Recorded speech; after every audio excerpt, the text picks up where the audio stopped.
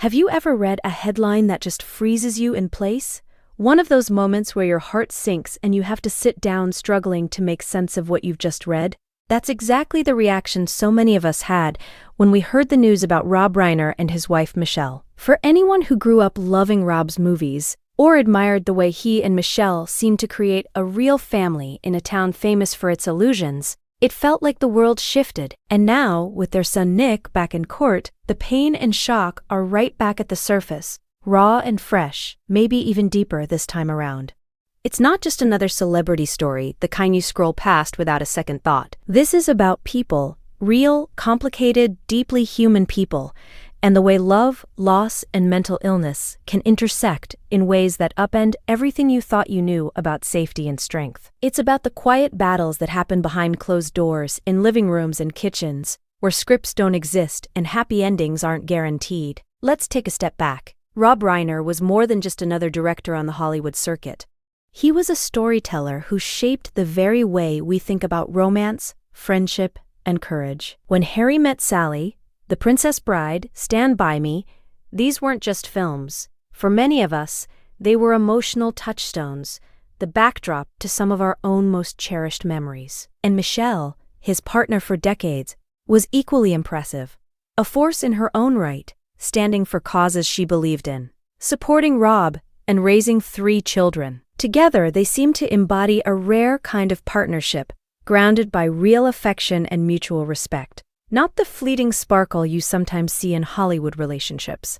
But even the strongest families can be vulnerable to heartbreaks you never see coming. Their son Nick had been struggling for years. Parts of his struggle were public, but most of it was private. A mix of addiction, mental illness, and the kind of pain that's hard to put into words. Addiction can be relentless, and when it's coupled with something as complex as schizophrenia, the ground can shift from day to day. For anyone who's watched someone they love battle these forces, you know the emotional whiplash, the fragile hope that maybe this time things will get better, and the crushing fear that it could all fall apart in an instant. That instant came on December 14th of last year. Rob and Michelle were found stabbed to death in their Brentwood home. Rob was 78, Michelle was 70. The news was almost impossible to process. How could something so violent and senseless happen to 2 people who gave so much to the world? Nick was arrested immediately, charged with 2 counts of first-degree murder. It's a sentence that's hard to even say out loud, let alone absorb. Sometimes, the only thing you can do is sit in the silence and let the reality wash over you. This week, Nick was back in court for arraignment. He's 32 now, but in the photos, he looks much older, worn out by years of struggle, by everything that led up to that unimaginable night. Dressed in a brown jumpsuit, shackled, his head shaved, he barely showed any emotion. Some reporters even said he smirked. It's easy to jump to judgment, to see that expression and feel a surge of anger or disbelief. But when someone is living with severe mental illness, what you see on the outside is only the faintest shadow of what's happening inside. That doesn't excuse anything. It doesn't bring back Rob and Michelle. But it reminds us how complicated and sometimes tragic mental illness can be. Not just for the person suffering, but for everyone who loves them. Nick pleaded not guilty. The trial is set to continue, with the next court date scheduled for April 29th. The legal process will unfold in its own time, but for the family, especially for Nick's siblings, Romy and Jake, the wounds are still wide open. One detail that makes this tragedy even more haunting comes from Rob's close friend, Barry Markowitz. He'd been staying with the family just weeks before the murders. According to Barry, things seemed almost normal. Nick was there helping out around the house, taking out the trash, even bringing drinks to his parents as they watched TV. For a moment, it looked like things might be turning a corner, that maybe, after years of pain, the family was finding their way back to each other. It's a feeling so many families know, that flicker of hope, the belief that love and time can heal even the deepest wounds. And then, sometimes, heartbreak crashes in anyway, as sudden and devastating as a storm. Romy and Jake, the 2 surviving children, weren't at Nick's hearing this past Monday. Romy, who's 28, was seen out hiking with her boyfriend. Some might see that as odd, even cold, but the truth is, grief doesn't follow a script.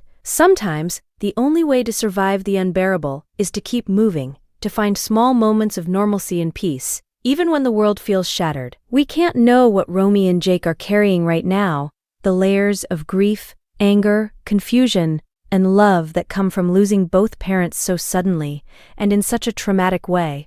And the fact that it was their own brother at the center of it all, that's a kind of pain that defies easy description. Losing parents is hard enough. Losing them to violence, at the hands of your own sibling, who's also lost to you in a way, is grief on a level most of us will never have to imagine. What this story makes painfully clear is that no family, no matter how loving, successful, or admired, is immune to tragedy. Mental illness doesn't care about status or talent, and addiction doesn't discriminate. Families all over the world are fighting their own hidden battles, hoping for a breakthrough, fearing the worst, and too often suffering in silence because of stigma or shame. There's no tidy ending here, no way to make sense of something so senseless. But if there's anything to take from this heartbreak, maybe it's a call to compassion, to look more gently at the families who are struggling, to remember that behind every news story are real people, each one carrying burdens we can't see, to reach out to those who are hurting, to offer patience, understanding, or simply a listening ear. We're all more fragile than we like to admit, and sometimes the smallest act of kindness can make a difference.